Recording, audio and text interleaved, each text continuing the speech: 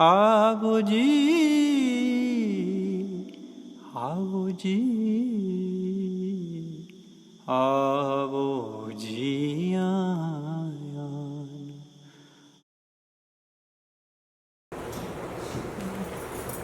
And now if I can ask the other panelists also, please join us here. Foreign leader Rana T.S. China has served in the Indian Air Force as a helicopter pilot. He saw active service on the Siachen Glacier. He was responsible for the joint USI and MEA project on the Great Wall and the centenary commemoration. He is the author of a number of books and a recipient of the MacGregor Medal for the best military reconnaissance carried out in the northern Karakoram in 1986. He was awarded an honorary he is an honorary member of the Order of the British Empire and an officer of the Belgian Order of Leopold, which was awarded to him in 2018. Ambassador Nirmala, whom I've introduced earlier, former Foreign Secretary, Government of India, Ambassador Rao, is the author of The Fractured Himalaya, the book that you see here outside, and which you should definitely read on. Professor Jagrup Singh Sekhon, retired Professor of Political Science, Guru Nanak Dev University, Amritsar, has served as academic member in a number of universities, boards and commissions. His primary interest is in empirical studies in the fields of political economy, terrorism, social and political movements, border areas, etc. His co-authored book on terrorism in Punjab, Understanding Grassroots Reality, is still much debated. He's done 3 major projects on border areas. I would ask Rana China now to talk really about the boundary and the border and look at it militarily. I think we look at it in terms of what it really means to cross over, but what could he talk about what he means, about how you look at the border militarily, and also talk about really being from here.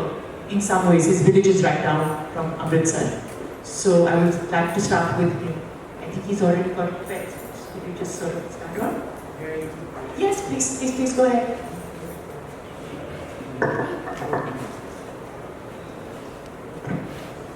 Good evening, ladies and gentlemen. And there used to be a subject called military geography when I was a cadet. I think it no longer exists, it's no longer in fashion. But Ambassador Rao spoke of the centrality of India, and that just reminded me of if you look at the map of India and there's this peninsula, it juts out into the Indian Ocean, and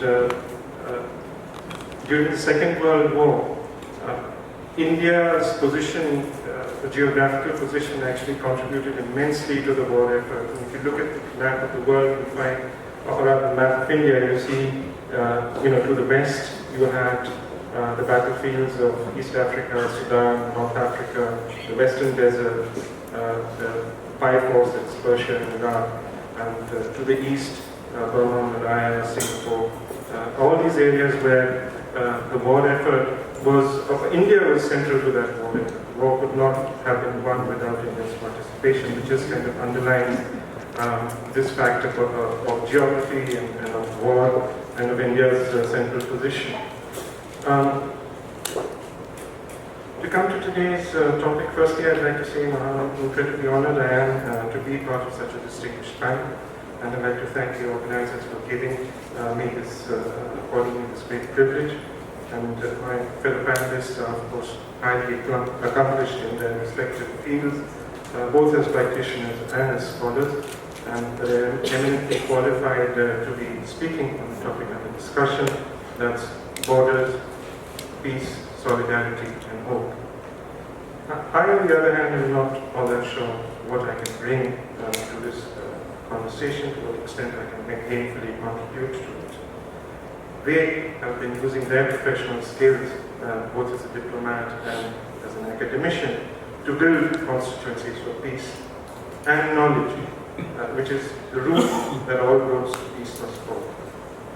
I, however, have spent most of my professional life learning the art of defending the borders that we speak of today, and keeping the peace through the threat and sometimes the actual use of force. And I'm reminded of a book that I read many years ago, and I think the title was called Conversations About the Invisible. And it was a record of conversations over a period of time amongst three men, two of whom were scientists, and one of them was a filmmaker, an artist. The scientists, who were astrophysicists, were talking about the amazing developments that were taking place in their field, while the filmmaker had a grounding in ancient Indian philosophy and mythology, and was framing these scientific discoveries in a metaphysical context. Now, I'm not exactly going to do that, but I would like to say that the topic does seem to have two very diametrically opposite sides. Borders are born of a Westphalian state system that serves to solidify not just concepts of state sovereignty, but it also laid the foundation for abstract, and if I may add, exploitative notions of nationalism. The other aspect of today's discussion, that is peace, solidarity, and hope, on the other hand, does not exist in real politics, but this lies more in the realm of the idealist or the dreamer. Borders are meant to contain us and to build barriers, while dreams, on the other hand, set us free. Now, Ambassador Rao has recently written a magnum opus on the genesis and evolution of the border dispute that is both topical and of very special relevance to us in this country today. And as you'll be aware, India shares its borders with 6 countries, 2 of which are specifically problematic, and the friction that they generate is a special cause for concern owing to its potential to escalate into armed conflict. I refer in particular to our borders, of course, with China to the north and Pakistan to the west and northwest. In my previous avatar as a soldier, I had the opportunity to see these borders at very close quarters. When I graduated from the Air Force Academy, I had excessive sitting height for fighters, therefore as a helicopter pilot, I had traversed the length and breadth of this land from the southernmost tip of Mizoram, a place called Parva, where India, Bangladesh, and Burma, Myanmar meet, north through Nagaland, through Tibet, where you have Naga headhunters, on towards a place called Dippu, which is the tri-junction between India, Burma, and Tibet, or China, and then further west through the mountains of Arunachal, Bhutan, Sikkim, skip across Nepal, coming to the central Himalayas, into Ladakh, the Karakorams, Kashmir, and further south, in the plains of Punjab and Rajasthan. So I've seen all of these areas at very, very close quarters.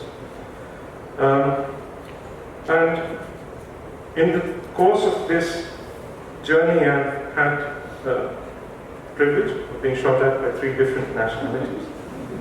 They were bad shots, which is why I'm here today. And I've seen the face of conflict from close quarters. I'm also aware of the human cost that this conflict extracts, mainly from the young.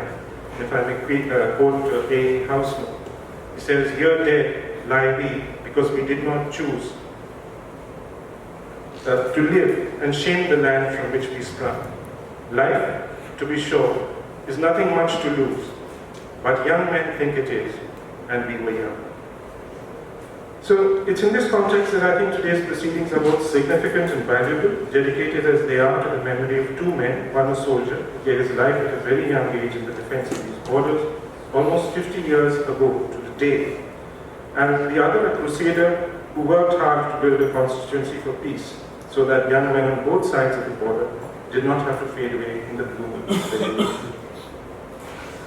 The subject of borders is actually very broad, and out of deference to our location today in the Majha or the Punjab heartland, I'll focus briefly on our border with our western neighbour and the peculiar love-hate relationship that we share with them.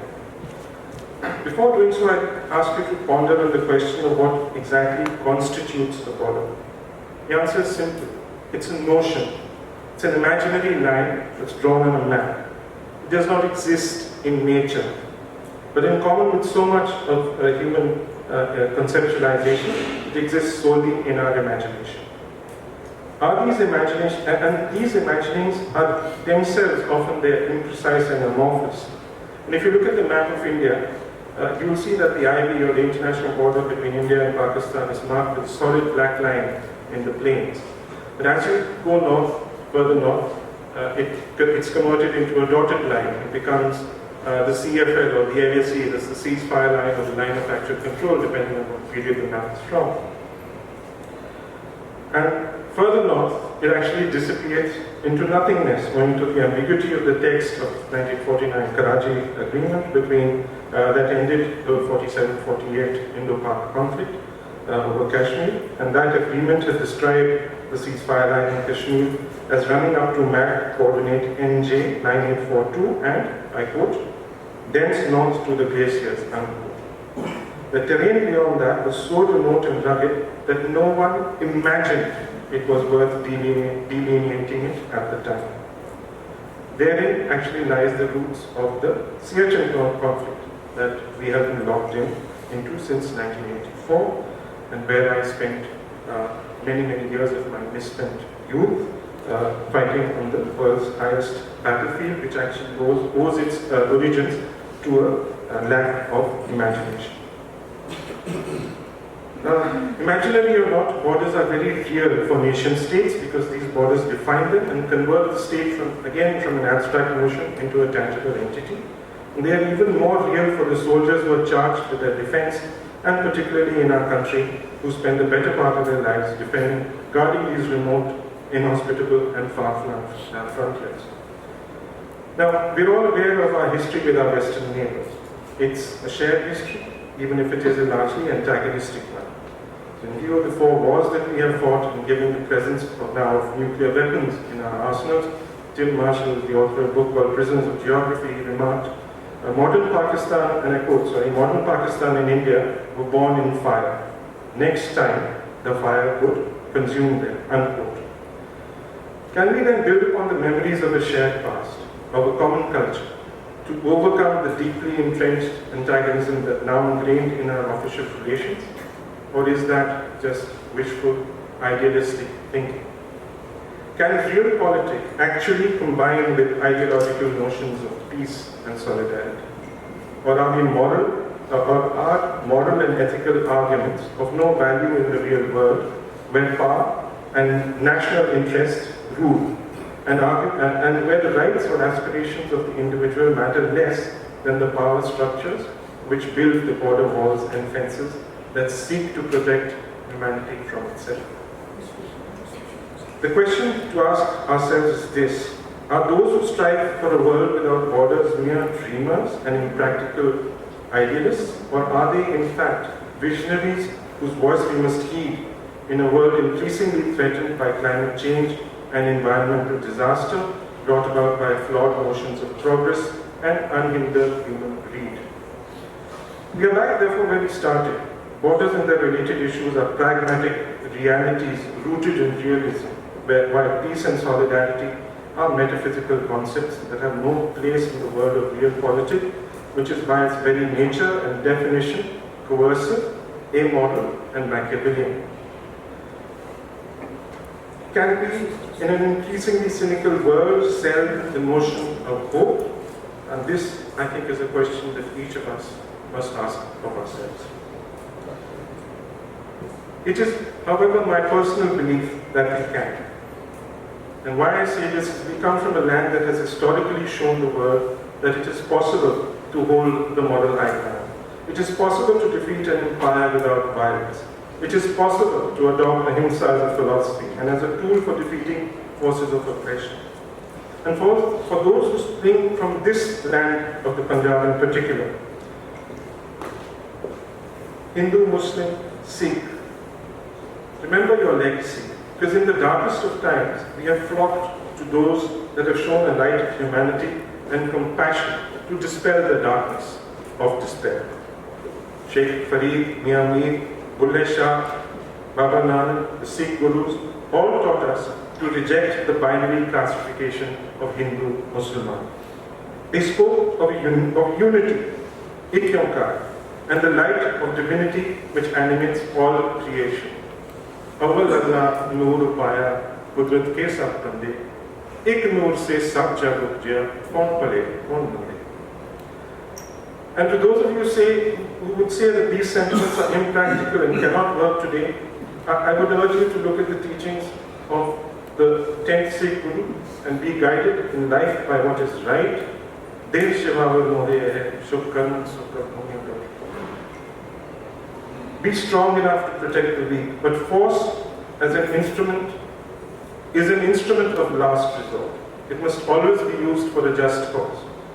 As the Dusman Pasha himself said in the Zafarnama, the Epistle of Victory, which he composed in Persian, I beg your forgiveness of pardon if I mispronounce the words. Chokalas hamahilte darguzasht alalas burdan vashab shirdas. Chokar jo karya. Once I have crossed all my alternatives, I have crossed the doors of all my alternatives, only then halalas burdan is it justified to pick up the sword in hand. So that is, the sword of force is an instrument of last resort. I have always held that national aims must be rooted in morality, even if our actions are influenced by practical considerations. A few years ago, I was invited to speak at a UNESCO colloquium in Paris that met to discuss a proposal to include certain European battlefield sites of the Great War in the list of World Heritage Sites. And the organization had natural reluctance to do so, particularly since the remembrance of conflict can so easily and so often slide into jingoistic nationalism. But I supported the argument, and my central argument, which has some bearing on what we are discussing today, ran as follows. My question to them was this: how can humanity afford to forget the price it has to pay for neglecting to nurture the climate of peace? I will not get into the politics of the acts of commemoration or remembrance, but instead stress upon the need to depoliticize them and adopt them as symbols of a universal movement towards peace. We must transform the heritage of national narratives of conflict into a global composite heritage of peace, reminding us and the generations that follow of the utter folly and tragedy of war. It is this transformation that these sites and memorials, it is in this transformation that these sites and memorials can play a significant role. A century ago, Europe drew in the flood of youth from countries across the world, from Asia, Africa, America, and drained their blood into its soil. It is not the politics of war, but its human cost that we must seek to remember and commemorate, using these sites as potent reminders for the price of hubris and the folly that it generates. I'd like to, in closing, mention that I'm also a member of an organization called IPSI, which stands for India-Pakistan Soldiers Initiative for Peace. It was founded under the patronage of the Gandhian parliamentarian Srimati Nirmala Deshpande, and has chapters in both India and Pakistan. And for a variety of reasons, it's not a very active organization, but the very fact that it exists, I think, is a matter of hope. And before I conclude, I'd also like to pay my homage to the two people in whose memory this event is being held. Mr. KULDIP NAYAR, whose pen was indeed mightier than the sword, and Second Lieutenant Swaranjit Singh GILL of Deccan Horse, who fell in the epic battle of Chand. As Bani pointed out, his squadron was deployed with the forward elements of 191 Infantry Brigade, and they were in the thick of the fighting when Pakistan launched its offensive. His death perhaps is also partly due to political considerations, because till the 1st of December, the task of 10 Infantry Division was actually offensive. But I think at the very last moment, and this is not recorded anywhere, but it's my reading of those events, at the very last minute, India had, the superpowers were concerned that India would use the conflict of 1971 not just to liberate Bangladesh, but also to break up Pakistan. So we had to go out of our way to ensure that we had no intent of destroying West Pakistan. So therefore, on the 1st of December, the task of this division was changed from the offensive to the defensive. They had no time to prepare before the war broke out 3 days later, and all of these chaps, and they were also given the directive that you will not lose 1 inch of ground. So we paid for those inches that we did not lose, or we tried to hold on to with our blood. Come back, Jai Jawan, Jai Kisan. They sort of being at the center of a non-violent fight which they won. But on the other side, I would like to talk to him about them and the fight that never really gets talked about with this. Can I hand over the mic to you?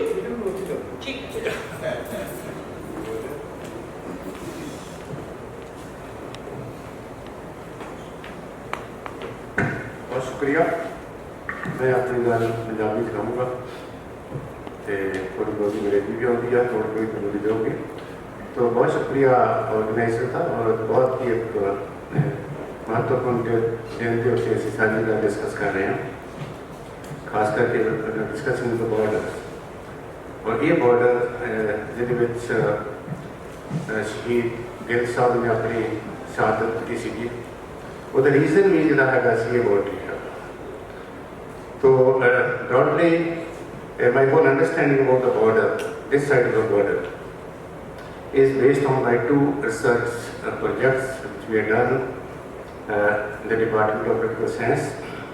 The first one was of those people, of those citizens, of those farmers, the villages who are located at the zero line. For me, as a student of border studies, that is the real border. When this partition took place, we all know that I'm not going to talk about the partition because a lot of everybody knows about the partition and so on and so forth. I tried to throw a light from that what happened because of the partition, or what is the meaning of the freedom for the people who are the citizens of the border area.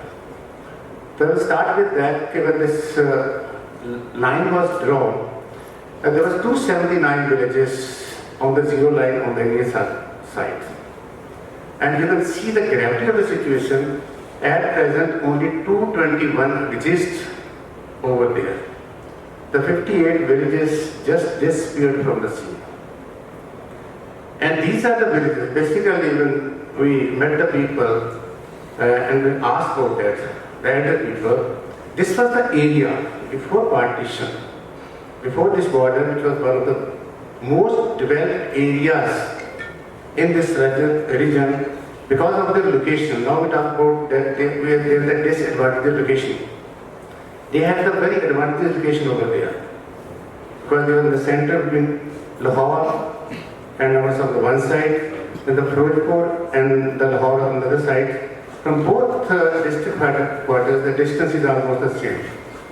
And Amritsar was the center of trade, Lahore was a critical center of political activities and center of education and so on and so forth. Firozpur was, at that time, was a headquarter of the Robertson Railway, a link to the Karachi and other parts of the world over there. Most prosperous areas these were, and when we asked the people that the literacy rate in 1941 was much higher in these villages than what is at present over there. So that's why when this border came into being, the people were adversely affected over there. The second is that since 1947 till date, Madam Wester talked about hyper-nationalism. Recently, this hyper-nationalist government has taken a decision that the border line has been increased from 15-16 kilometers to 50 kilometers. Earlier, the border line up to 1998 was on 9 kilometers. From zero line to the 9 kilometers. It was 1998 when this border belt was increased from the 0 to 16 kilometers. And with the coming of the 16 kilometers, 1,838 villages fall in the border belt. And now with the increase of the 50 kilometers of border line, almost more than half of the Punjab, that is about 27,000 square kilometer area will come under the border belt. Its consequences will face in the times to come. This border is one of the most, I think, hostile borders in the world. We have seen, we have fought many wars with Pakistan. The wars were fought between the India and the Pakistan, but the suffering basically was suffered by the people living over there. What we have seen over there, continuously there's involuntary migration is very much there. The 58 village just disappeared from the scene because of there is involuntary migration. You take any town, one part I will discuss later on. If you go to that area, you will see that the first time when you visited that area, of course, what happened over there, and the war is one part of that. You see, I can hardly many few people may know that in the 1960 war between India and China, there's one that is Rania Kakkad. And it was attacked from the Pakistani side. Though we had a war with the China, but there was an attack on the Rania Kakkad post but from the Pakistani side. And at that time, border was being managed by the Punjab Armed Police. And the Chowki in charge was killed over there. And there was en mass migration from that village and the surrounding village to the nearby areas. So these wars, it may be 62 war, it may be 65 war. War is not a simply war. War has brought not many sufferings. Either the area is being, you see, that side of army comes to our side, or our side of army goes to that side. It disturbs, not only disturbs, but destroys everything over there. So this continuous process is going on. 71 war is there. We know that in 1965 war, there are some areas where Indian forces दूसरे पासे चली गई थी. कोई area सी तो उस पासे के पासे आ गई थी. उन्हें लोग कहीं सफरिंग होनी है वहाँ.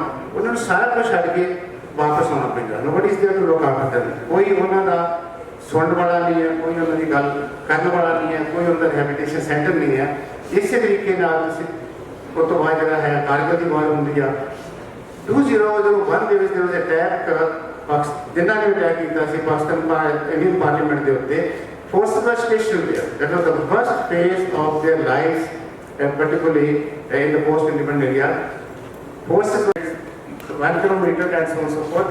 With this fencing of the border, the land of 17,000 farmers went across the fencing of these 279 villages. ਤੇ ਇੱਕ ਸਿਰਫ ਸਿੰਗਲ ਸਟ੍ਰੋਕ ਦੇ ਨਾਲ, ਸਿੰਗਲ ਡਿਸੀਜਨ ਦੇ ਨਾਲ ਜਿਹੜਾ ਸੀ ਉਹਨਾਂ ਦੀ ਸਾਰੀ ਲਾਈਫ ਬਦਲ ਦਿੱਤੀ ਗਈ. ਐਂਡ ਆਫਟਰ ਦੈਟ ਜਿਹੜੀ ਉਹਦੀ ਸਾਰੀ ਐਗਰੀਕਲਚਰ ਆਪਰੇਸ਼ਨ ਸੀਗੇ ਜਿਹੜੇ ਉਹ ਸਾਰੇ ਚੇਂਜ ਹੋ ਗਏ. ਕਿਉਂਕਿ the only source of livelihood is of agriculture.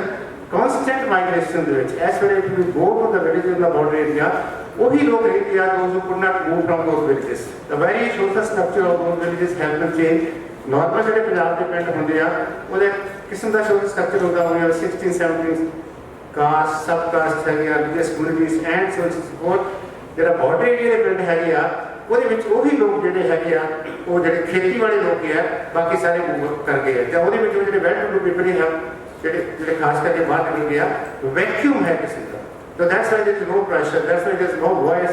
इसे करके मैं ऐसे जिम्मे देने होने कि आप किसानी संघर्ष के किसी भी प्रेजेंट स्ट्रगल जो इशूज ऑफ बॉर्डर एरियाज आ वो बिल्कुल नहीं है. So what happened with that is once fencing is there उन्हें एंट्रेंस वास्ते ने देखा होना कि they put up the gates over there. सारे एरिया दे विच 294 गेट्स है ऑलमोस्ट 2 किलोमीटर के गेट हैगा पर ये फंक्शन ਜਿਹੜੇ ਹੈਗੇ ਉਹ 250 260 ਹੈਗੇ. एग्रीकल्चर ਜਿਹੜਾ ਆਪਰੇਸ਼ਨ ਜਿਹੜੇ ਕਰਦੇ ਆ ਉਹਦੇ ਵਿੱਚ ਤੁਸੀਂ ਦੇਖੋ ਕੋਈ ਉਹਦੇ ਵਿੱਚ ਟਾਈਮ ਟੇਬਲ ਦਾ ਬਹੁਤ ਪ੍ਰੈਸ਼ਰ ਨਹੀਂ ਹੈਗਾ. जिन्हों की जमीन तार को बाहर चली गई है खास करके 1700 total farmers in these 279 villages.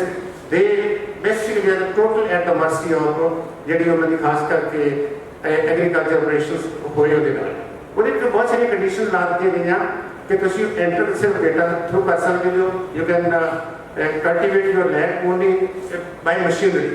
दूसरा हैगा कि फार्म लेवल वास्ते भी ਤੁਹਾਡੇ ਕੋਲ ਜਿਹੜੇ ਹੈਗੇ ਆ ਆਇਡੈਂਟੀ ਕਾਰਡ ਚਾਹੀਦੇ ਆ. फार्मर भी उसके आइडेंटी कार्ड ਉਹਦਾ ਹੋਣਾ ਚਾਹੀਦਾ ਵਾ. ਫਿਰ ਅਗੇ ਜੋ ਕਹਿੰਦੇ ਜਿਹੜੀ ਹੈਗੀ ਆ ਹੈਵ ਐਨੀ ਕ੍ਰੌਪ ਵਿਚ more than 4 feet only 2 crops are allowed to ਅਗਲੇ ਪਾਸੇ ਬੀਜਣ ਵਾਸਤੇ ਅਲਾਉ ਕੀਤਾ ਜਾਂਦਾ. That is the paddy and the wheat. And for your information उस एरिया के 1987 तो बाद ना ही सिंगल इलैक्ट्रिक जो बिजली का कनैक्शन से दिता गया सिर्फ 2016 के खोलिया गया ਜਿਹੜਾ ਖੇਤਰ ਕਿਉਂਕਿ ਹੋਇਆ ਹੈ ਕਿ ਕਈ ਵਾਰੀ ਬਹੁਤ ਸਾਰੇ ਕਿਸਾਨਾਂ ਦੀ ਜ਼ਮੀਨ ਜਿਹੜੀ ਸੀਗੀ ਉਹ ਦੋ ਹਿੱਸੇ ਵਿੱਚ ਵੰਡੀ ਚਲੀ ਗਈ. ਇੱਕ ਹਿੱਸਾ ਜਿਹੜਾ ਤਾਂ ਉਹ ਬਾਹਰ ਚਲ ਗਿਆ, ਇੱਕ ਉਰਲੇ ਪਾਸੇ ਚਲ ਗਿਆ. ਜਿਹੜੀ ਪਾਣੀ ਦੀ ਸਪਲਾਈ ਸੀਗੀ ਉਹਨੂੰ ਵੀ ਰੋਕ ਦਿੱਤਾ. ਨਹਿਰ ਕਨਾਲ ਵਾਟਰ ਜਿਹੜਾ ਸੀਗਾ ਉਹ ਵੀ ਸਾਰਾ ਖਤਮ ਕਰ ਦਿੱਤਾ. 4 ਫੁੱਟ ਤੋਂ ਬਾਅਦ ਤੁਸੀਂ ਆਪਣੀ ਕ੍ਰੌਪ ਜਿਹੜੀ ਹੈ ਉਹ ਨਹੀਂ ਕਰ ਸਕਦੇ. Timing was best. You can enter into your field at ਸਵੇਰੇ 10 ਵਜੇ ਜਾ ਸਕਦੇ ਹੋ, 4 ਵਜੇ ਵਾਪਸ ਆ ਸਕਦੇ ਹੋ, ਤੁਹਾਨੂੰ ਸਰਚ ਕੀਤਾ ਜਾਂਦਾ ਹੈ।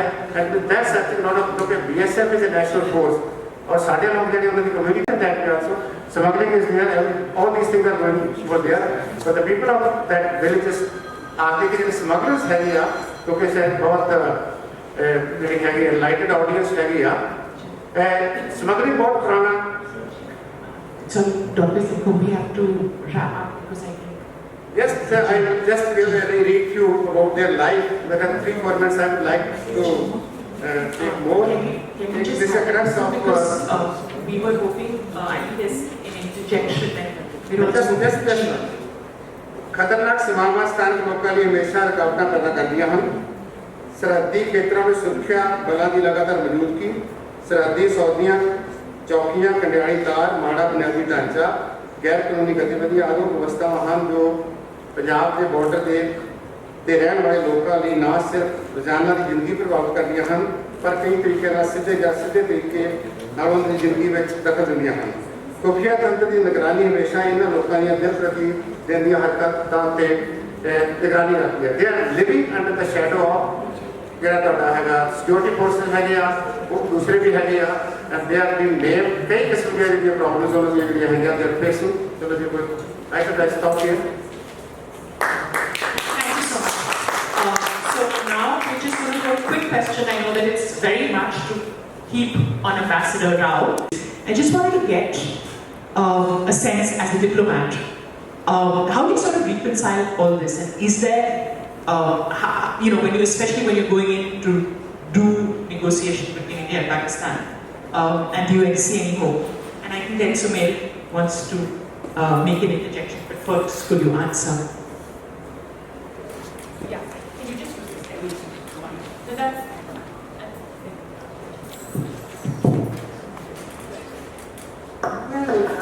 First of all, I think diplomacy and the military aspects of the work we do on borders are very intricately connected. I don't believe one can be divorced from the other because the diplomatic side of governments and the military side of governments keep in close touch with each other. That's the manner of functioning and that's the way we practitioners handle it. When we pursue diplomatic means, it's always with the aim of seeking a settlement which avoids confrontation or tension, or which builds mechanisms that would sustain confidence building and tension reduction. And the military also does that when they have their flag meetings, when they have their military commander level discussions with the adversarial side. The aim is the same. The aim, I think, I don't believe the purpose of the military is just to transact war. Correct me if I'm wrong. I believe our purpose as in good governance and as a country that has always pursued peaceful relations with the rest of the world is to seek to build and put in place mechanisms that would sustain peace, that would prevent tension and reduce confrontation. So I don't believe there is an essential dichotomy between the military aspects of governance and the diplomatic aspects of governance. They're very, very closely tied. For instance, when I was dealing on the China desk for about 8 years as a young officer in the Ministry of External Affairs, I kept in constant touch with the DGMO, for instance, Director General of Military Operations, and the Director, because everything we dealt with on China had to be, harmonized in a way. One side had to know what the other side was doing, and this whole military political, and the Americans call it the mill-fall aspects of dealing with a problem or with an issue that had to be very closely coordinated. So, to answer your question as to where all this is headed and what solutions are on the anvil, I'm really not in a position to answer that question because I am not privy to the workings of government at the moment. But let me say, as a concerned citizen, I would hope that whatever tensions and the alienation that is so suffused through every structure of our dealings with Pakistan will dissipate, because how long is this sustainable is the question. and how long can this process of not dealing with each other, not talking with each other, not having dialogue, how long can we sustain it? Because I don't believe war is a solution. War, as I quoted from Tolstoy, is a death. Thank you so much. Yes, please. We understand that diplomacy is basically, or foreign relations are conducted between nations as such, not amongst people. And in that sense, two nations, particularly India and Pakistan, born almost on the same day, but kind of a mirror image of the other, and a distorted image, and in which there is a lot of ideological investment to keep up this narrative of being at loggerheads for all the grand ideological reasons. One is that. And I think people have a role to play, and somehow, not just a role to play, I think they are central to this question, because this land in which we are sitting, Punjab, is actually not a land of borders. Although it is divided into so many borders, it is actually a land of transgressions, where borders are obliterated, where borders in a way give way to a mediating culture, as Rana Sahab mentioned in his whole thing, that some civilizational things that Punjab had actually achieved. My question or observation would be, we have been talking a lot about that there has to be people-centric initiatives, civil society has to step in, but all the time its work is defeated by the strategic community's logjam, which has some other access to follow in the negotiations. Whereas what we are seeing is that in these corona days, people are learning Gurmukhi in Lahore. And here people are learning Shahmukhi, the Urdu, the Persian script, to understand there is a regeneration of interest in the shared history of Punjab, because otherwise Punjab scholarship is also divided into either Punjab studies, that is about colonial Punjab, it is then either about Sikh identity or the Hindu identity or the Islamic identity there. These might look as very strategic options, but you cannot have a dialogue if we are going to concede that these identities are there. And our strategic community has a habit of basically dismissing or marginalizing these people-centric or people-to-people contacts. So how does, or rather how do, we actually look at this contradiction not amongst the two nations, but amongst the strategic community and the people, both sides actually. That would be. Thank you.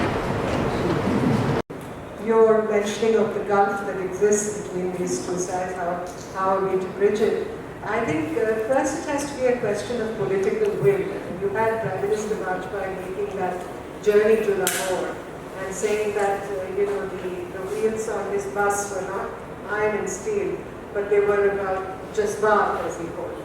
And it was about emotion. It was about that feeling, that probing the depths of the human condition, as it were, as you talked about Punjab as it existed before and as it exists now. And that is the tragedy of our times, and we haven't been able to roll back all that has happened, and I doubt whether that is ever going to come about. And I'm not in a position to say that. I think people-to-people diplomacy was pursued for some years between India and Pakistan. There were several initiatives, but today it is a process that dare not speak its name, as it were. And I think that again is a terrible shame that we cannot do that.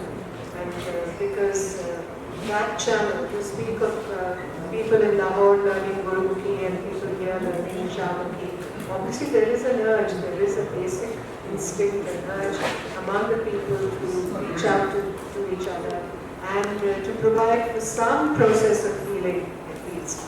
But as I said, it has to flow from the people. Without that, I don't believe such a process can gather momentum or acquire that kind of ballast that Mr.